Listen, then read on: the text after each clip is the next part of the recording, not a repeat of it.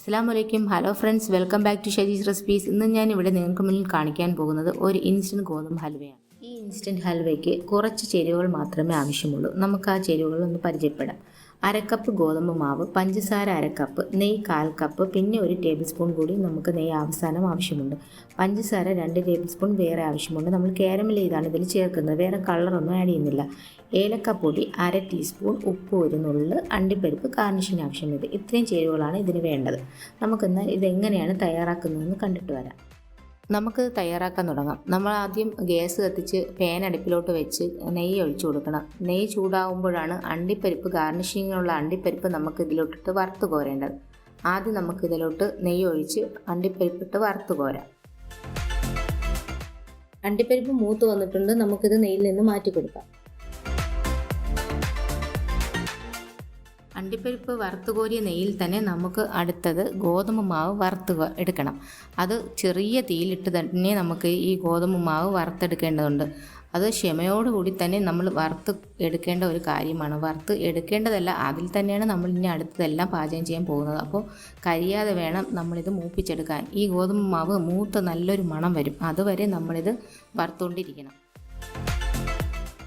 ഈ ഗോതമ്പ് മാവ് ഇത് കൈയെടുക്കാതെ തന്നെ വഴറ്റിക്കൊണ്ടിരിക്കണം. ഇത് വഴറ്റി നമ്മൾ കൈയെടുത്ത് കഴിഞ്ഞാൽ അത് കരിഞ്ഞു പോകും. അത് ശ്രദ്ധിക്കേണ്ട ഒരു കാര്യമാണ്. പിന്നെ അതേസമയം തന്നെ അടുത്തൊരു അടുപ്പിലോട്ട് നമുക്ക് പഞ്ചസാര കാരമൽ ചെയ്യാൻ വേണ്ടി വയ്ക്കാം. കാരമൽ ചെയ്യുമ്പോൾ പ്രത്യേകം ശ്രദ്ധിക്കണം, ലോ ഫ്ലെയിമിലായിരിക്കണം തീ. കാരമൽ കരിഞ്ഞു പോയാൽ കയ്പ്പ് രസം വരും നമ്മുടെ ഹൽവയ്ക്ക്.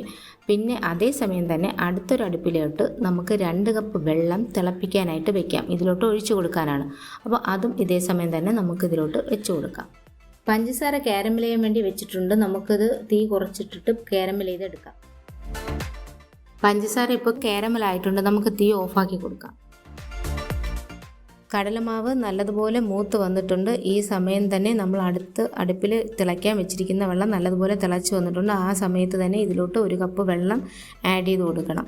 ആ വെള്ളം ഇതിലോട്ട് ചേർത്ത് കഴിയുമ്പോൾ നമ്മൾ കൈയെടുക്കാതെ തന്നെ ഇളക്കി കൊടുക്കണം. പിന്നെ ഈ ഇളക്കി കൊടുക്കുന്ന സമയത്ത് ഇതിൽ കട്ട പോലെയൊക്കെ കെട്ടി വരും. നിങ്ങൾ പേടിക്കേണ്ട ആവശ്യമൊന്നുമില്ല കേട്ടോ. അത് നമ്മൾ യോജിപ്പിച്ച് കഴിയുമ്പോൾ ശരിയാവും. പിന്നെ ഇത് നല്ലതുപോലെ പിന്നെ യോജിപ്പിച്ച് എടുക്കണം. കൈയെടുക്കാനേ പാടില്ല.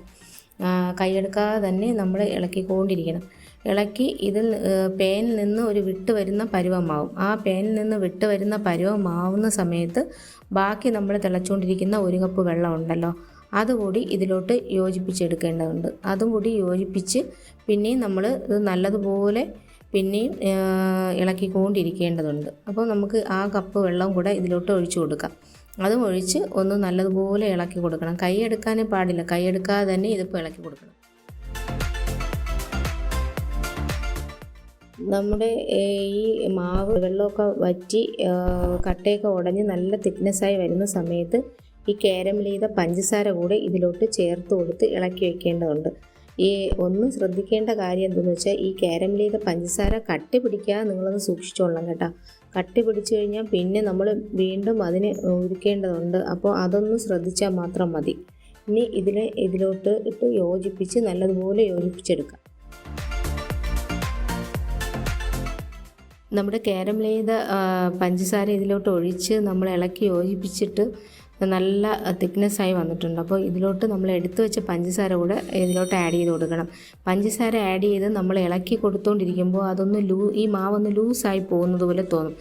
അത് കണ്ട് പേടിക്കൊന്നും വേണ്ട കേട്ടോ. അതൊക്കെ തിക്നെസ് ആയിക്കോളും. അപ്പോൾ ഇത് കൈയെടുക്കാതെ ഒന്ന് ഇളക്കി കൊടുത്താൽ മാത്രം മതി. കൈയെടുക്കാതെ എല്ലാ സ്ഥലവും നമ്മളൊന്ന് യോജിപ്പിച്ച് എടുക്കേണ്ടി വരും. അപ്പോൾ നമ്മുടെ ഹലുവയെല്ലാം നല്ല തിക്നെസ്സായി വന്നിട്ടുണ്ട്. കണ്ടോ, നല്ലൊരു ബ്രൗൺ കളറായി വന്നിട്ടുണ്ട്. ഈ സമയത്ത് നമുക്ക് മധുരം ബാലൻസ് ചെയ്യാൻ വേണ്ടി 1 നുള്ള് ഉപ്പ് കൂടി ഇതിലോട്ട് ആഡ് ചെയ്ത് കൊടുക്കണം. എന്നിട്ട് നല്ലതുപോലെ പിന്നെയും മിക്സ് ചെയ്യണം. ഇത് ശർക്കര ചേർത്ത പോലെ തന്നെ അല്ലേ ഇപ്പോൾ ഇരിക്കുന്നത് നമ്മുടെ ഹൽവ. ഈ സമയത്ത് നമ്മൾ എടുത്തു വച്ചിരിക്കുന്ന ഏലക്കാപ്പൊടി കൂടി ഇതിലോട്ട് ആഡ് ചെയ്ത് കൊടുക്കണം. എന്നിട്ട് നല്ലതുപോലെ ഒന്ന് ഇളക്കി യോജിപ്പിച്ച് കൊടുക്കണം കേട്ടോ.